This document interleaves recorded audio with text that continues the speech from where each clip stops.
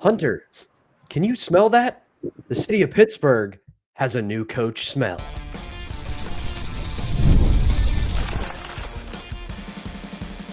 You're Locked On Penguins, your daily podcast on the Pittsburgh Penguins, part of the Locked On Podcast Network, your team every day.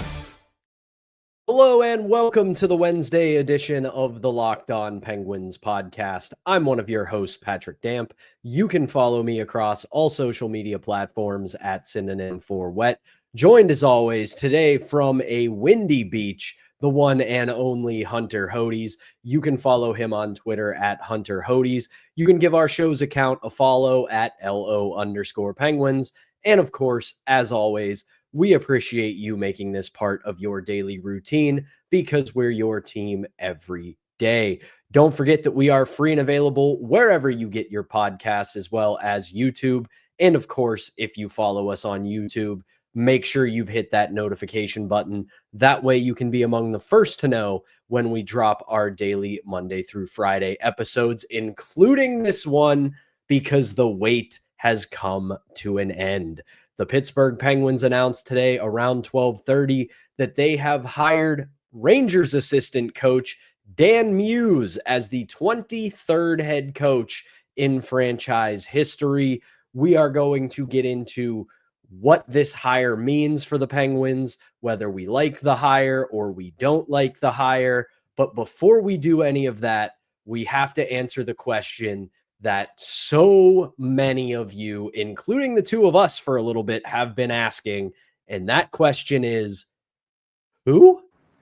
I'm fairly sure everyone in the fan base, or mostly everyone in the fan base, is probably asking that question today. Who in the heck is this guy, and where in the heck did he come from during this search? Because his name was hardly out there during that search. The three biggest names that kept circulating throughout the Penguins head coaching search was, of course, Mitch Love, who we felt like was the favorite for a while until obviously that didn't happen. DJ Smith, who was also pretty high up the list, and Jay Woodcroft. Dan Muse, he was name dropped by Elliot Friedman, Pat, last week on the 32 Thoughts podcast, but I didn't think much of it just because I was so focused on Mitch Love. We were also kind of focused a little bit on DJ Smith just because of the Kyle Dubas connection there during their time with Toronto. But, give Muse credit. He interviewed, it looks like, very well, and he beat out some fairly good coaches to get this job. Woodcroft, again, did a good job at Edmonton. I think he deserves another shot in the NHL. Mitch Love is probably going to be a head coach at some point in the NHL in the near future. But Dan Muse, the more I researched him throughout the day-to-day, because I'll be honest as well, people, I didn't know much about him during this process either. And Pat can say the same thing. But the more I researched him throughout the day, the more notes that I gathered for today's show, the more that I came away really impressed with Muse as a coach. Biggest thing for me, development. He has coached some really good young players throughout his career. Pat, I actually texted you a list of some of the players who went through the U.S. National Development System when Dan Muse was there. Lane Hutson, Logan Cooley, Ryan Leonard, Will Smith, and the Penguins' own Marco McGroarty. And by the way, Ryan Leonard and Will Smith, they had glowing endorsements for Dan Muse per Arthur Sable. We will link this article to you guys in the description box from The Athletic. This came out a couple years ago. But Ryan Leonard said at the time, Dan Muse showed me what real hockey is, honestly, what it takes to become a professional athlete, how to make a living at it. He was awesome, and I can't say enough good things about him. And for Will Smith, this is also really cool. He really helped my all-around game and even off the ice, too. If I ever needed to talk about anything, he was there. He's awesome as a coach and awesome as a person, so it's really cool seeing him get that job with the Rangers. Also about his style, he's hard-nosed with an old-school work ethic combined with a new-school intelligence and progressive thinking and use of analytics. Sign me up for all of that, man. Really. Use of analytics, has that old-school thinking, can combine that with the new school of thinking. I'm really excited for him to be the head coach of this team. I know some people out there are going to be a little down on the hire just because he's a bit of an unknown, not as much coaching experience in the NHL, but he did just spend the last couple of seasons with the Rangers on Peter Laviolette's staff. He ran the penalty kill for them, which was ranked 11th in the league this year, so a fringe top 10 unit, better than the Penguins this year, though, which was right around 18th. And he also got to work with some of their young players, especially Pat Gabe Pro, who I do think is one of the better prospects in the NHL, or just coming up in the NHL, today. So Rucker McGroarty, he's played under him. I'm sure he is over the moon for this hire. But the biggest takeaway I have is development. And I'm excited to see what McGroarty can do under him, Ville Koivunen, Harrison Brunik, all the other young players. This very much shows to me that the Penguins are going to do everything in their power to go as young as they can for next season. So I'm happy with this. I really am.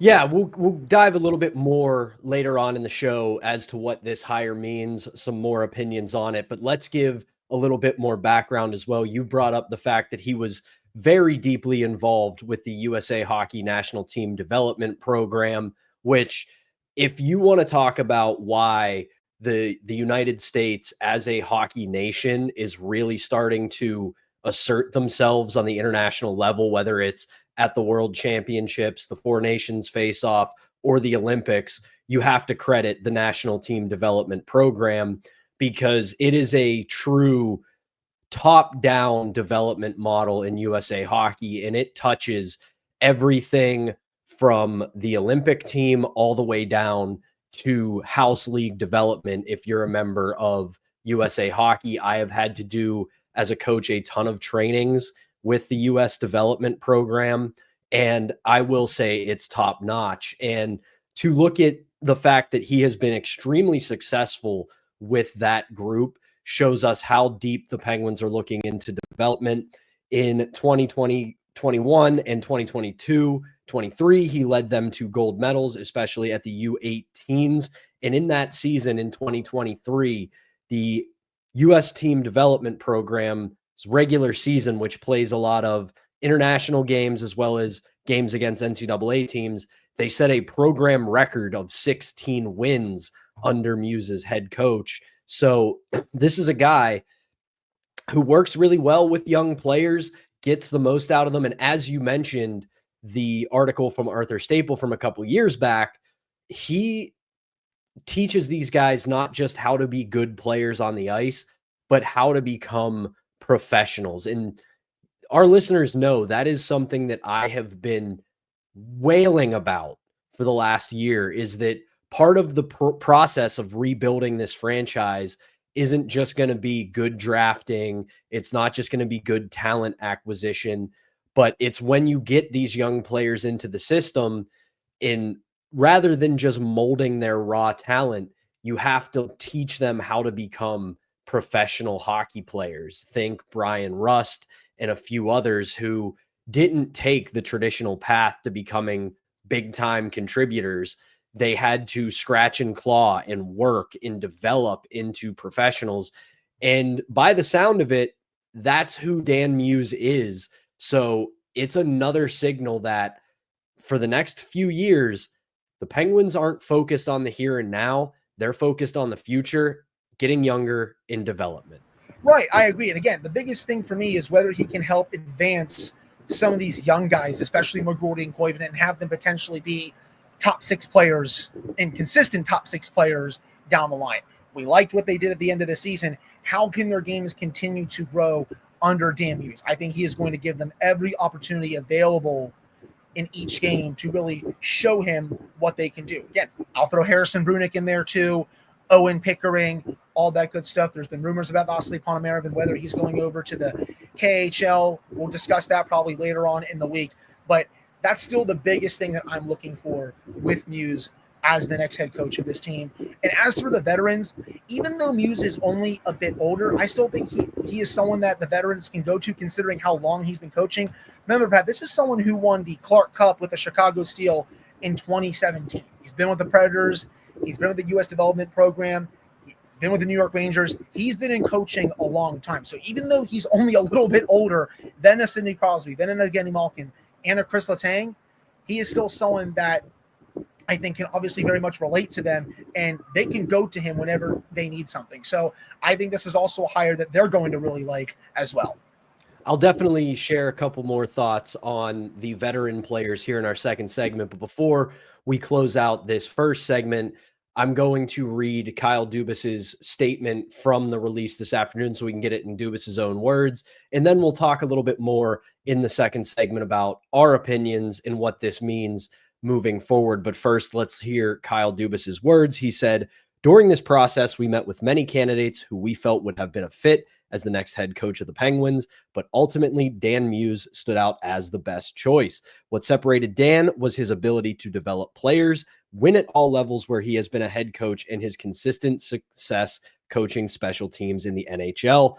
From his success developing college and junior players to his impactful work with veteran players during his time in the NHL, Dan has shown a proven ability to connect with players at all stages of their careers and help them reach their potential. Additionally, his leadership of special teams units at the NHL level in both Nashville and New York produced elite results consistently. His overall body of work, attention to detail, and vision for our group showed us that he is the best coach to take our team forward. We are excited to welcome Dan and his family to the city of Pittsburgh."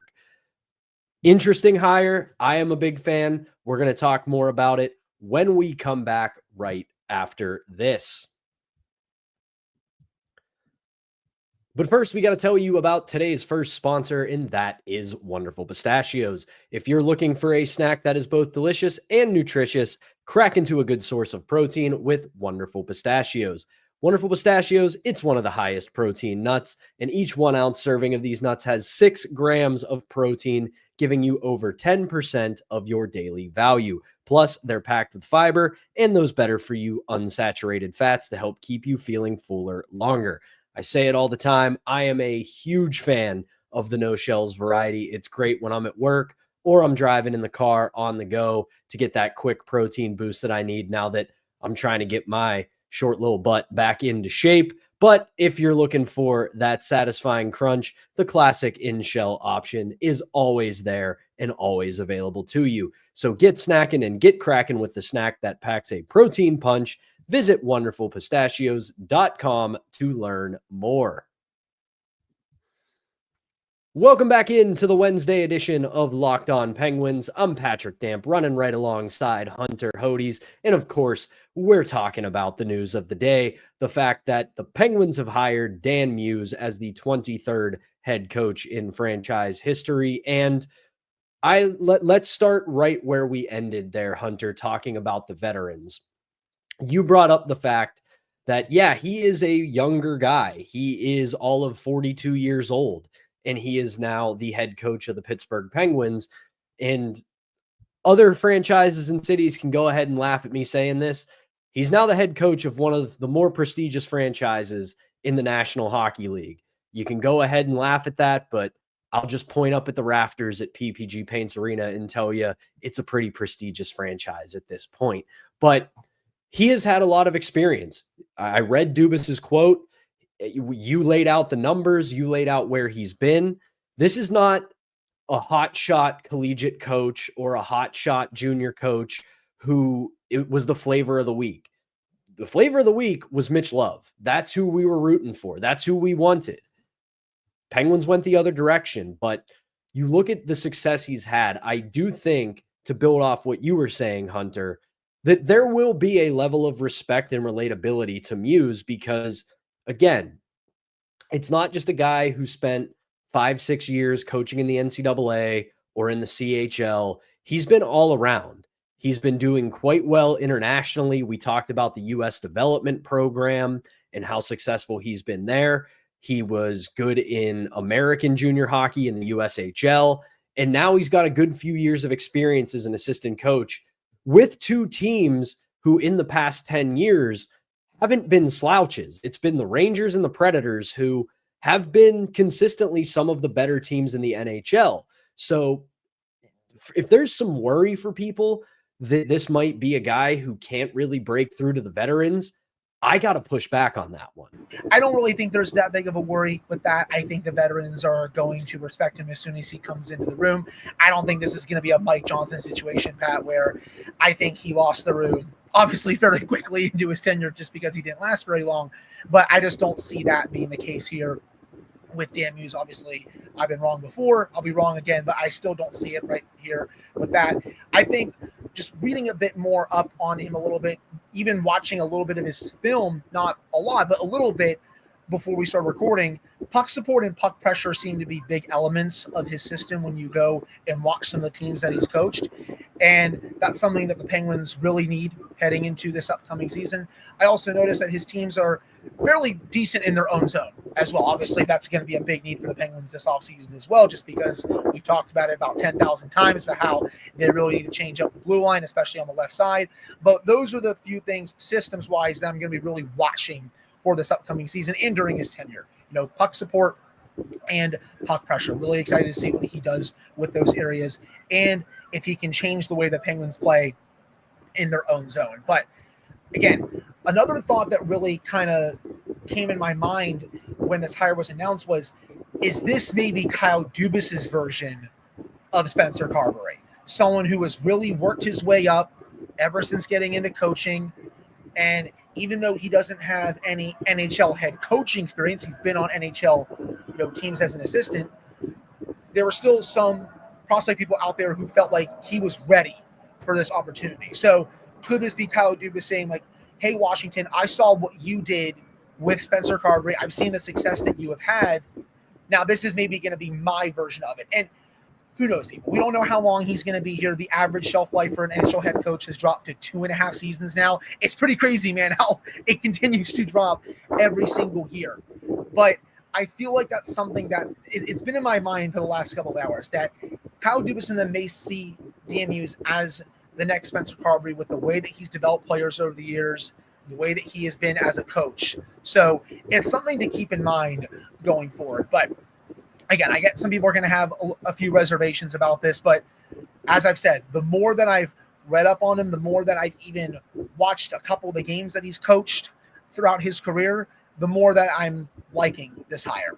I'm very curious to see what he decides to do X's and O's wise at the NHL level, because here's the thing that when the honeymoon excitement wears off that we have right now, because let's be honest, this is something new. It's something fun. We're talking about a blank slate here. It's a brand new coach who we don't know much about. We know as much as we're going to know about him to this point with all the information that's available about him, but we don't know what he's going to be like as an NHL head coach. But at the end of the day, this is still a roster and an organization that is in flux. They are still rebuilding. They are still in transition. You've still got the big three who have done so much at the NHL level. They are all surefire Hall of Famers in the twilights of their careers.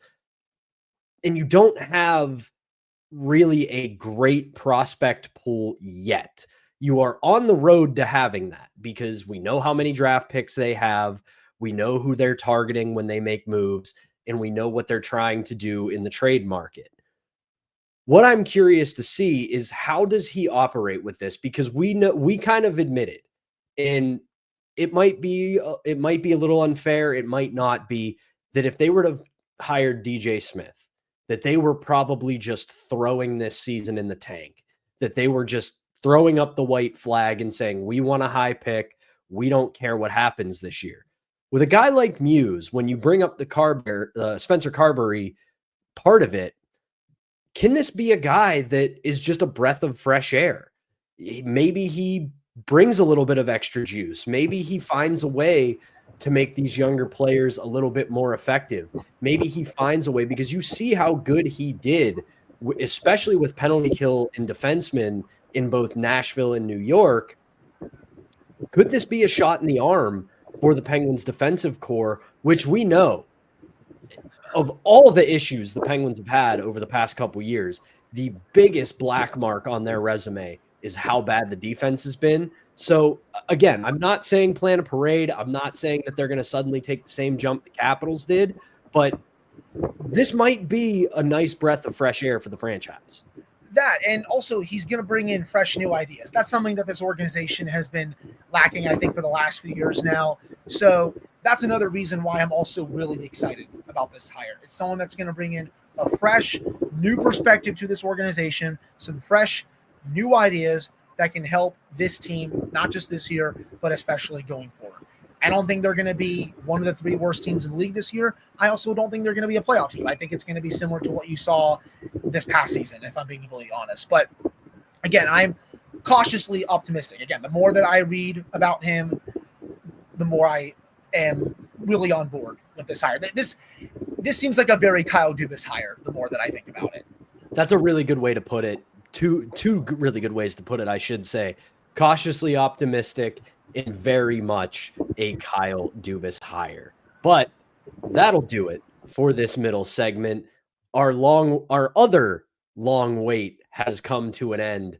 Tonight, the Stanley Cup Final gets going against the Florida Panthers and the Edmonton Oilers. Hunter and I will quickly talk about that and give our pick when we come back right after this.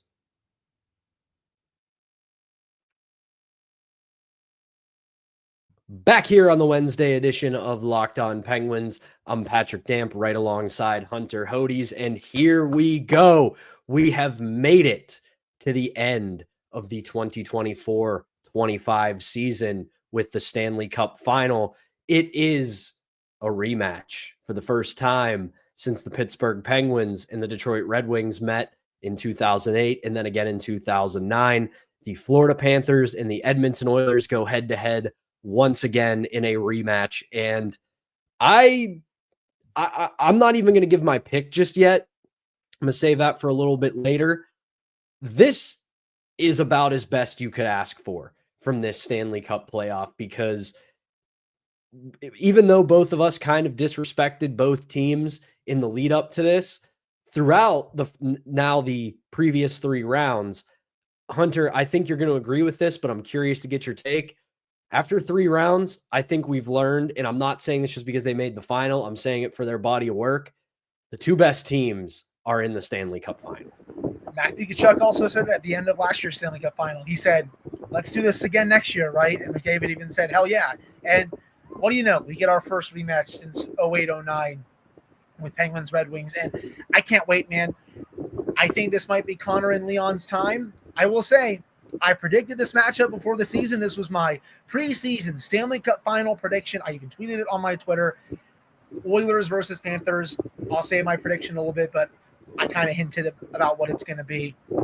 But I continue to be so impressed by what the Oilers have done during these playoffs. Connor and Leon look like men on a mission right now. Evan Bouchard is playing fantastic. Stuart Skinner, when he's on, he's playing like Dominic Hasek in the playoffs. When he's off, he's looking like Tristan Jarry. You really don't know what version you're going to get, and it makes for just, again, there's another great element about this series. Edmonton's depth guys are also really stepping up. You have Connor Brown out here playing well, even though he's been a bit banged up. Matthias Janmark is playing great. They just got Ekholm back. Corey Perry is still doing Corey Perry things, even though he's still a dinosaur in terms of age at this rate. But then you have the defending champions who, even though they play a lot of hockey these last 3 years, hasn't fazed them at all. This is the best team in the Eastern Conference. They've been fantastic all year. Sergei Bobrovsky, he's been fantastic once again in these playoffs. Sasha Barkov is playing great. Matthew Tkachuk, Carter Verhaeghe. We can keep going down the list. This is going to be, I think, a Stanley Cup Final for the ages. We got a really good one last year, and I think the sequel is going to be just as good, if not better. It's always fun, Pat. You get like a really good first movie, like Lord of the Rings, The Fellowship of the Ring, The Two Towers is an amazing sequel. You got Star Wars: A New Hope, The Empire Strikes Back is an even better sequel. I want to know if we can get an even better sequel. The first Top Gun movie, Top Gun Maverick, is a better sequel than I think the first Top Gun movie. I really want to see an even better sequel here in the Stanley Cup Final. And my pick, I think it's Connor's time. I think the Oilers take this in 7. I was going to go with Back to the Future and then Back to the Future 2 as my sequel in original movie, because 2 of my favorite movies of all time. But before I get into my pick, you brought up something for me that is the biggest X factor in this series. And yes, I know, super hot take alert, hit the alarm, but it's going to come down to Skinner versus Bobrovsky, because you hit the nail on the head. When Skinner is on, he is looking like an unbeatable force in net. When he's off, he is unusable. Bobrovsky has just hummed right along again and shown why he is a Hall of Fame goaltender with the resume to match. And the other thing I'm keeping an eye on in this series is Edmonton's defense has started to get a little bit healthier and they've started to look pretty solid. Can they handle what is an absolutely relentless, never ending, coming at you in waves, Florida Panthers forecheck? Because it gets memed a lot, but the footage from last playoff of Paul Maurice on the bench against Boston, when he is screaming at his team, you're up 2 goals and now you suddenly want to make plays, put the puck in deep and hit their defenseman. That is what Florida does to you. They make you pay a price for 60 minutes every game. And if you go deep into a series with them, by game 6 and 7, you are exhausted. The Carolina Hurricanes are like the junior version of what the Florida Panthers do. I even tweeted that during the Eastern Conference Final. Everything the Hurricanes do, the Panthers do 10 times better. You think the Hurricanes wear down teams during a series like the Capitals? Oh, the Panthers will do it. They'll just do it 10 times better than the Hurricanes do. The Oilers are going to pay quite a price in this series if they want to win the Stanley Cup. The Panthers forecheck, it's so aggressive. With the way they defend you in their own zone, they suffocate you to no end. They give you nothing once they take the lead. Oilers want to win this series. I know it sounds so cliche, people, but you gotta get the lead. If you try coming from behind against the Panthers, it's curtains. That's how it is against this Panthers team. Again, I cannot wait for the Stanley Cup Final. Give me the Oilers. I think it's Connor and Leon's time. But all that said, Hunter, we are taking the same team. I think Florida is better overall. I think they're maybe the best team in hockey. There's a top tier. It's the Florida Panthers. There's a mini tier below them, and it's the Edmonton Oilers. But, man, Connor and Leon just have that look. They have that attitude of a duo of players who are saying, it is our time. We have arrived. Give us the Stanley Cup. I'm taking the Oilers in 7 games, and it kicks off tonight at 8 o'clock. But that is going to do it for the Wednesday edition of Locked On Penguins. Hunter and I will keep our eyes on whatever other developments there are with the Dan Muse head coaching hire and anything else that happens between now and then. But for now, for Hunter Hodes, I'm Patrick Damp. Thank you as always for tuning in. We'll be back with a fresh new episode on Thursday.